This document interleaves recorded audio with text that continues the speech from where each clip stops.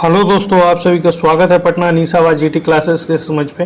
आइए आज हम और एक नोटिफिकेशन देखते हैं, एक और हम अधिसूचना देखने का प्रयास कर रहे हैं। देखिए ये अधिसूचना या नोटिफिकेशन क्या है, ये कहाँ से निकला है। ये एएलपी के लिए निकाला गया है अधिसूचना, जो या नोटिफिकेशन हम ये कहें तो ये जो हमारा जोन है, ये जोन देख लीजिए, south western railway Mysore division, मतलब साउथ वेस्टर्न रेलवे के अंतर्गत मैसूर डिवीज़न में ये कुछ जीडीसी या हम ये बोले डिपार्टमेंट एग्ज़ाम के थ्रू एएलपी की सीटें निकाली गई हैं। एएलपी की कुछ सीटें हैं, तो उसको हमें देखना है और समझने का प्रयास करना है कि इसमें क्या क्या एलिजिबिलिटी दी गई है, क्या शैक्षणिक योग्यताएं दी गई हैं और कौन कौन अभ्यर्थी इसमें भर सकते हैं। ये उन कर्मचारियों के लिए है जो ऑलरेडी रेलवे एम्प्लॉय हैं। ध्यान दीजिए, जो ऑलरेडी रेलवे एम्प्लॉय हैं उनके लिए ये अधिसूचना या नोटिफिकेशन आया है, जो लेवल 2 से कम के पद पे कार्यरत हैं, या हम ये बोले जो ग्रुप डी में कार्यरत है। अब देखिए ये नोटिफिकेशन है आपका, ये देख लीजिए पूरा नोटिफिकेशन है और इसे हम समझने का प्रयास करते हैं। आइए इस नोटिफिकेशन को हम देखते हैं और समझने का प्रयास करते हैं। देखिए इसमें डेट ऑफ क्लोजिंग वगैरह दिया गया 29/5/2024 वगैरह दिया गया है और ये 8/5/2024 को निकाला गया है। डेट इशू देख लीजिए 8/5/2024 के लिए। ये क्या दिया गया, जीडीसी एग्जामिनेशन है, जो हम जिसे बोलते हैं general department competitive exam, GDC के थ्रू निकाला गया है। आरबी संख्या इतना है 32/2024 है। ठीक है, ये मैसूर डिवीज़न के लिए है और साउथ वेस्टर्न रेलवे के अंतर्गत ये लिखा है, साउथ वेस्टर्न रेलवे के अंतर्गत ये आता है। ठीक है, इसका जो हमारा जो भरना है या ये वैकेंसी है वो किसके लिए है देख लीजिए, थोड़ा सा ध्यान दीजिएगा। तो ये जो वैकेंसी है ये असिस्टेंट लोको पायलट के लिए है, असिस्टेंट लोको पायलट लेवल 2 की है, जो 7 CPC के अंतर्गत 50% प्रमोशनल कोटा के अंतर्गत इलेक्ट्रिकल TRO डिपार्टमेंट के लिए निकाली गई है। एएलपी की सीटें हैं मैसूर डिवीज़न में। ठीक है, इसमें देख लीजिए और इसमें एक्सेप्ट ये सर्विंग एम्प्लॉयज़ के लिए है। ये देखिए थर्ड पॉइंट है, द सर्विंग रेगुलर एम्प्लॉय के लिए है जो मैसूर डिवीज़न में कार्यरत है। और ये एक्सेप्ट मतलब RPF RPSF इनको छोड़ के ये इसके लिए एलिजिबल नहीं है, जो रेलवे कर्मचारी उनके लिए है ये नोटिफिकेशन। ठीक है, आइए अब हम इसमें थोड़ा सीटों का वितरण वगैरह देख लेते हैं। और इसमें क्या लिखा हुआ, breakup of the vacancy, education qualification और medical fitness are indicated as under. देखिए इसके अंतर्गत देखिए ये loco pilot electrical TRO department के लिए लेवल 2 के लिए है। और जनरल की इसमें अगर हम सीट की चर्चा करें तो जनरल की देख लीजिए 102 सीटें हैं, SC की 19 है और ST की 9 है। और OBC कैटेगरी के लिए इसी के अंतर्गत है, जनरल में शामिल किया गया। और टोटल सीटों की अगर हम चर्चा करें तो 130 सीटें यहाँ पे दी गई है। अब देखिए इसमें मिनिमम एजुकेशन क्वालिफिकेशन दिया गया है, इसमें हमें योग्यता बताया गया है कि क्या योग्यताएं होनी चाहिए आपके एएलपी के लिए भरने के लिए। ठीक है, लेवल 2 का पद है। देख लीजिए योग्यताएं, अगर किसी ने पूछा तो हम देख सकते हैं और समझ सकते हैं योग्यताएं हमारे पास क्या क्या इसमें दिया गया है। देखिए मैट्रिकुलेशन वगैरह होना चाहिए, SSLC प्लस या तो ITI from recognised board institute, या तो आपका NCVT होना चाहिए या तो SCVT अगर होगा तो चल जाएगा। अब देखिए ये कौन कौन से में है, the trade off amateur and coil winder. अब देखिए इसमें ट्रेडों का वर्णन दिया गया है। इससे पहले भी 2 जोन का हमने देखा है। 2 जोन कौन कौन से हैं, जबलपुर डिवीजन और आपका एक था BPL भोपाल डिवीजन देखा था, जो हमारे किसके अंतर्गत आता है, जो WCR के अंतर्गत आता है। इन्होंने भी ALP की सीटें अच्छी खासी दे दी गई है। अभी देखिए ओपन मार्केट में परंतु क्या हो रहा है, ओपन मार्केट में इतनी सीटों का वितरण नहीं किया जा रहा है या सीटें नहीं दी जा रही है। सब 50% डिपार्टमेंटल कोटा के अंतर्गत 50% सीट भरी जा रही। पता नहीं ये रेलवे क्या करने का प्रयास कर रही है। या तो हमारे पास इससे तो ये सिद्ध होता है कि हमारे पास रेलवे में लोको पायलट की संख्या कम है, तो जो अभी ITI करके कंप्लीट किए हैं तो वो अच्छे से प्रिपरेशन कीजिए, आगे चल के उनको जरूर प्रॉफिट होगा, बेनिफिट होगा इस चीज़ का। आइए देख लेते हैं कौन कौन सी ट्रेड से आपको ITI मांगा गया है, देखते हैं। देखिए इसमें इलेक्ट्रीशियन है, कॉइल वाइंडर है, इलेक्ट्रॉनिक्स मैकेनिकल है, मैकेनिक है, फिटर है, हीट इंजन है, और इंस्ट्रूमेंट मैकेनिक है, मशीनिस्ट है, और मैकेनिक डीजल है, और मैकेनिक मोटर व्हीकल वगैरह है, मिलराइट है, मेंटेनेंस है, मैकेनिक, और मैकेनिक रेडियो एंड टीवी से जिसने किया, रेफ्रिजरेशन एंड एयर एयर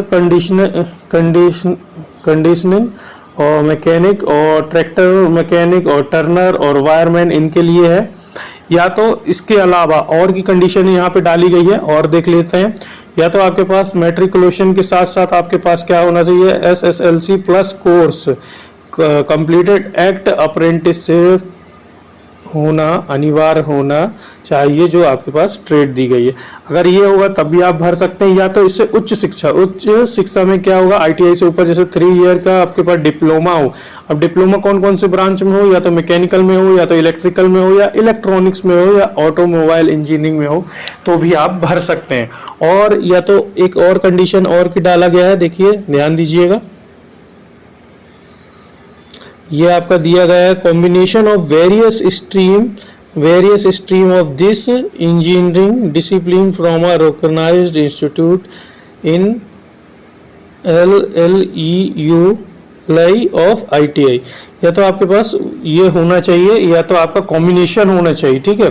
और क्या क्या लिखा हुआ है, degree in the engineering discipline or above will also be acceptable in lieu of diploma in engineering. अगर आपके पास इंजीनियरिंग का डिप्लोमा है तब भी आप इस फॉर्म को फिलअप कर सकते हैं, ठीक है। आइए इसका दूसरा पेज हम देखते हैं और समझने का प्रयास करते हैं।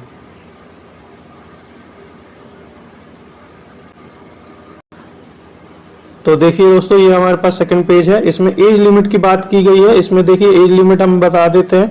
जनरल की 18 से 42 साल है, ओबीसी की 18 से 45 है, SC ST की 18 से 47 साल है। अब इसमें नीचे वाले पॉइंट में क्या दिया है, जो नोट बना के दिया गया है, point number 1, PWD candidate are not eligible, या हम ये बोल सकते हैं PWD जो कैंडिडेट है वो नहीं भर सकते हैं। और ओबीसी के बारे में है ये जो नेक्स्ट पॉइंट है, उसमें छूट का, आयु में छूट का कुछ विवरण दिया गया है जो जनरल के अंदर ट्रीट होंगे।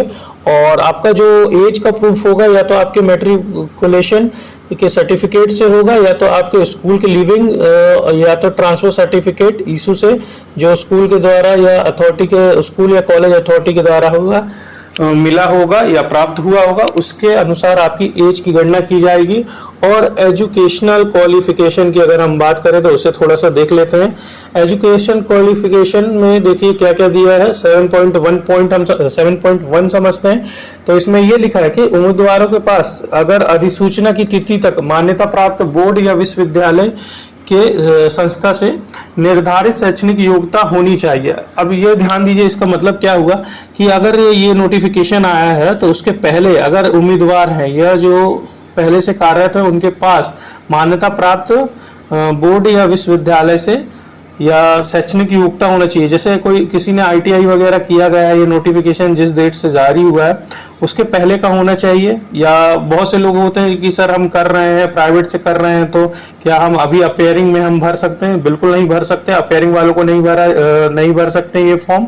और अगर आपने जैसे करा है नोटिफिकेशन के पहले डेट पे किया है तो आपको यह देखना पड़ेगा या ये ध्यान देना पड़ेगा कि वो आपके जो रजिस्टर है SR, जिसे हम सर्विस रिकॉर्ड बोलते हैं, सेवा रजिस्टर, उसमें अंकित होना बहुत ज़रूरी है, ठीक है। उसमें मतलब आपका मेंशन होना बहुत ज़रूरी है कि आपने ये चीज़ की हुई है और आपके सर्विस रिकॉर्ड में ये चीज़ मतलब नोट है। और 7.2 जो ये पैरा है, या हम ये बोले इसमें जो पैराग्राफ दिया है, इसमें ये बोला गया है कि आपका अगर आपने किया भी है नोटिफिकेशन के पहले आपका है, तो ये कर्मचारी या उम्मीदवार का कर्तव्य बनता है कि HRMS में अपनी शैक्षणिक योग्यता को स्वयं से अपडेट करें। या तो आप पर्सनल में जाइए, अपने बाबू से मिलिए, जो भी आपका बाबू होगा वहाँ का, उससे बोलिए या आवेदन दीजिए कि उच्च शिक्षा को अंकित करने के लिए सेवा रजिस्टर में या सर्विस रिकॉर्ड में अपडेट करने के लिए आप उनको बोल सकते हैं, ठीक है। अब देखिए इसको हम ये भी बोल सकते हैं, और क्या पॉइंट है, ठीक है। और अगर हम देखें 8वां पॉइंट ये देख लेते हैं हम, एलिजिबिलिटी और क्राइटेरिया देखिए जोन ऑफ कंसिडरेशन, इसमें देखिए पहला नंबर जो पॉइंट है, या तो ये भरने से है कि कौन कौन भर सकता है, तो ये वैसे स्टाफ भर सकते हैं जो लेवल 2 से कम के पोस्ट पे कार्यरत हैं, जिसे हम बोलते हैं ग्रुप डी। ठीक है, ग्रुप डी वाले भर सकते हैं, ग्रुप डी वाले भर सकते हैं, या तो समकक्ष, इसी के समकक्ष, या तो कोई कर्मचारी लेवल 2 पे ऑलरेडी कार्यरत है, वो चाहे तो ये भर सकता है। समान स्तर के पदों पे काम करने वाले योग्य कर्मचारी, योग्य कर्मचारी का अर्थ ये होता है कि जिनके पास यह नोटिफिकेशन में जो जो ट्रेड दी है उसमें से कोई एक चीज आपके पास हो तो वो भर सकते हैं, चाहे वो सेफ्टी से नॉन सेफ्टी कैटेगरी के मतलब हो, या तो सेफ्टी से सेफ्टी कैटेगरी में चयन के पदों में शामिल होते हैं तो वो भी भर सकते हैं। जैसे बहुत से लोग होते हैं सेफ्टी से हैं और वो बोलते हैं कि सेफ्टी से सेफ्टी में जाना चाहते हैं तो वो भी भर सकते हैं, और जैसे नॉन सेफ्टी कुछ डिपार्टमेंट में रहते हैं तो वो भी चाहे अगर उनके पास ये नोटिफिकेशन में जो एलिजिबिलिटी दी गई है, योग्यता दी गई है उसमें से है, तो वो भी इस चीज को भर सकते हैं। ठीक है, इस तरीके से है। और देख लीजिए और क्या क्या इसमें दिया गया है। अगर हम इसमें बोले तो इसमें एप्लीकेशन की फी है, फी आपको नहीं लग रही। मोड ऑफ एप्लीकेशन कैसा है, ऑनलाइन है। ठीक है, और इसमें क्या किया है, ऑनलाइन तो आपको भरना ही है प्रोफार्मा, ये 29/5/2024 के पहले तक आपको भर के सबमिट कर देना चाहिए।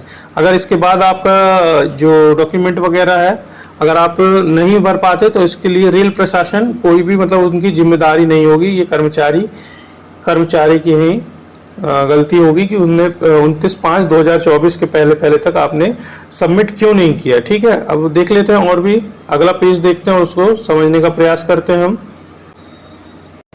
अब देखिए इसमें एक पॉइंट जो हमारे लिए है, ये 12वां नंबर पॉइंट है। इसमें ये बोल रहा है यदि कोई कर्मचारी इसमें जो अधिसूचना या नोटिफिकेशन में फॉर्म फिल कर देता, यदि वो किसी अन्य उसमें है, स्टेशन वगैरह में कार्यरत है, अब वो चाह रहा है कि हम ALP भी बन जाए और उसी स्टेशन पे रहें, उस स्टेशन पे हमें ALP की पोस्ट मिल जाए, तो ऐसा होगा नहीं।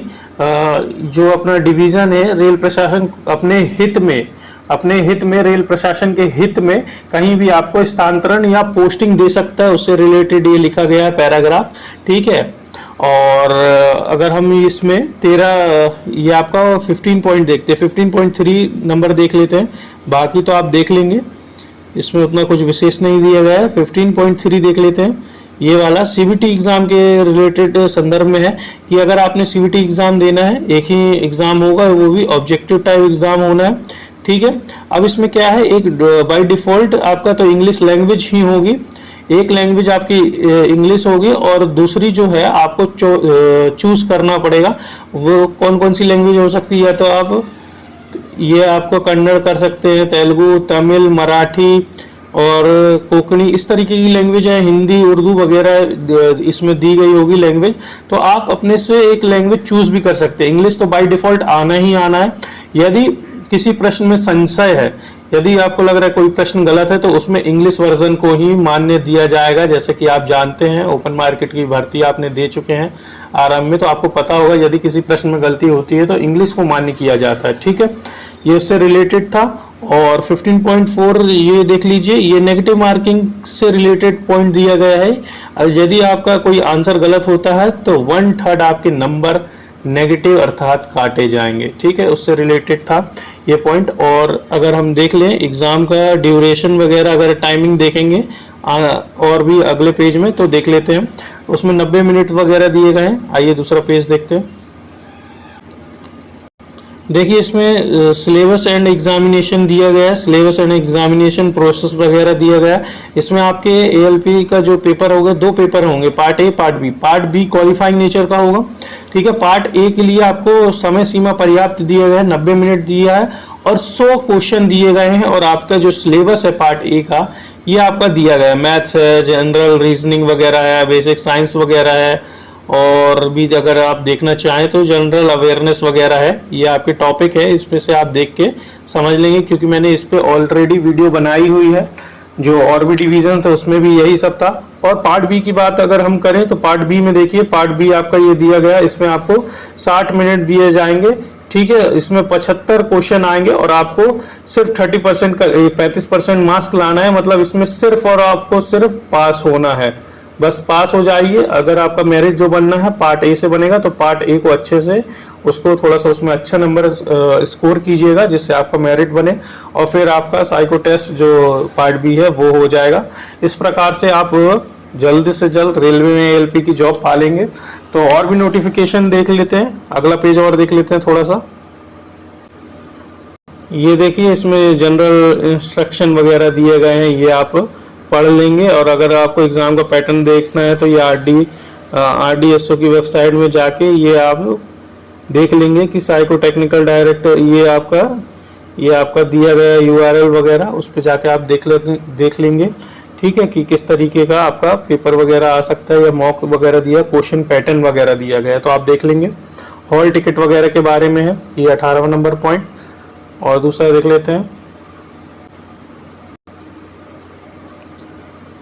ये आपका डॉक्यूमेंट वेरिफिकेशन एग्जामिनेशन वगैरह दिए गए, जनरल इंस्ट्रक्शन वगैरह दिए गए हैं कि क्या क्या करना है क्या क्या नहीं करना है उससे रिलेटेड।